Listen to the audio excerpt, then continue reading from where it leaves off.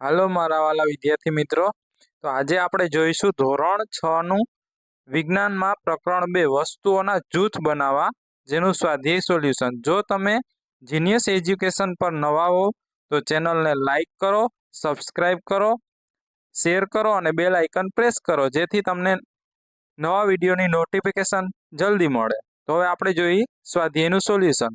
તો પહેલો પ્રશ્ન છે વિદ્યાર્થી મિત્રો કે લાકડામાંથી બનાવી શકાય તેવી 5 વસ્તુઓના નામ જણાવો। તો લાકડામાંથી બનાવી શકાય તેવી વસ્તુના નામ આ મુજબ છે। પેલું છે ખુરશી, ટેબલ, કાળું પાટિયું, બારી, બારણું, ઘોડિયું। ત્યારબાદ બીજો પ્રશ્ન જોઈએ, નીચેનામાંથી ચળકાટ પદાર્થોની પસંદગી કરો।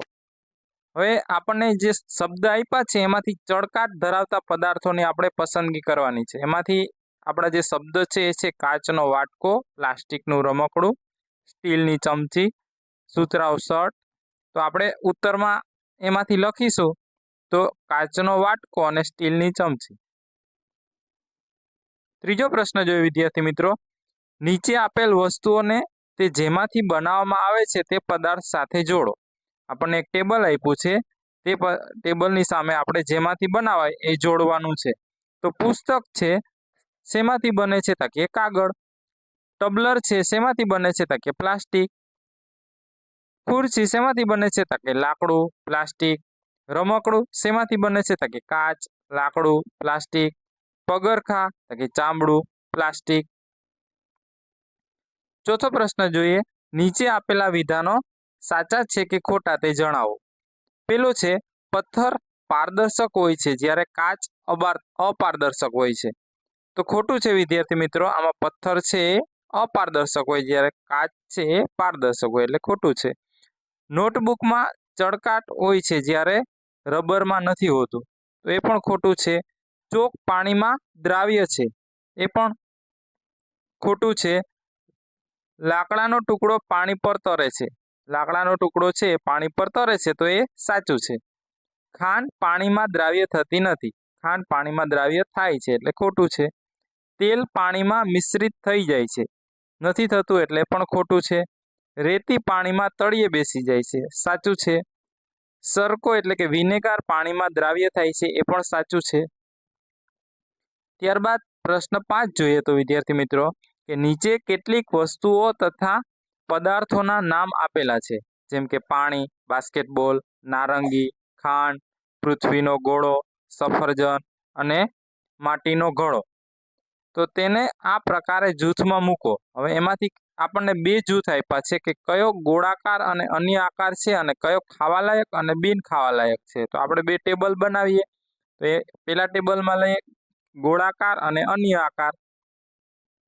તો એમાં બાસ્કેટબોલ છે, નારંગી છે, ગોળાકાર છે, તો કે બાસ્કેટબોલ, નારંગી, પૃથ્વીનો ગોળો, સફરજન, માટીનો ઘડો, આ બધી વસ્તુ છે એ ગોળાકાર છે।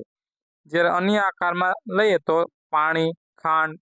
હવે એમાંથી ખાવાલાયક અને બિન ખાવાલાયક, તો ખાવાલાયક છે પાણી, નારંગી, ખાંડ અને સફરજન। બિન ખાવાલાયક તો કે બાસ્કેટબોલ, પૃથ્વીનો ગોળો અને માટીનો ઘડો। ત્યારબાદ છઠ્ઠો પ્રશ્ન જોઈએ, તમે જાણતા હોય તેવી પાણી પર તરતી વસ્તુઓની યાદી બનાવો। તપાસ કરીને જુઓ કે તેલ અથવા કેરોસીન પર તરે છે। તો પાણી પર તરતી વસ્તુઓ એટલે પદાર્થો।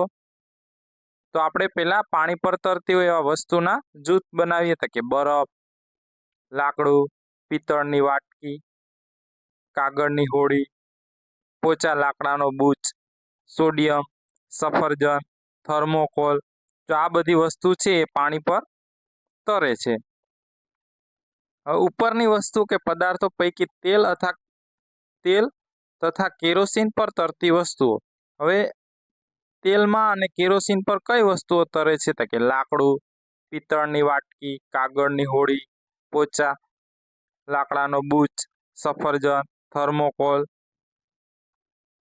ત્યારબાદ 7મો પ્રશ્ન જોઈએ, નીચેનામાંથી અસંગત વસ્તુ કે બાબત દૂર કરો।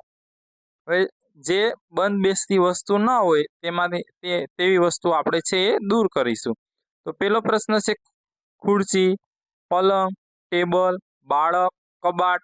હવે આ બધા શબ્દમાં જોઈએ તો અહીંયા આપણને બાળક છે એ અલગ લાગે છે, એટલે એ અલગ તરી આવે છે. બીજું જોઈએ તો કે ગુલાબ, ચમેલી, હોળી, હજારી ગલ, કમળ. તો આમાં તો જોઈએ તો હોળી છે એ આપણને અલગ લાગે છે. ત્રીજો જોઈએ તો કે એલ્યુમિનિયમ, લોખંડ, તાંબુ, ચાંદી, રેતી. હવે ઉપરની બધી ધાતુઓ છે જ્યારે રેતી છે એ અલગ છે. ચોથું જોઈએ તો કે ખાંડ, મીઠું, રેતી, કોપર સલ્ફેટ.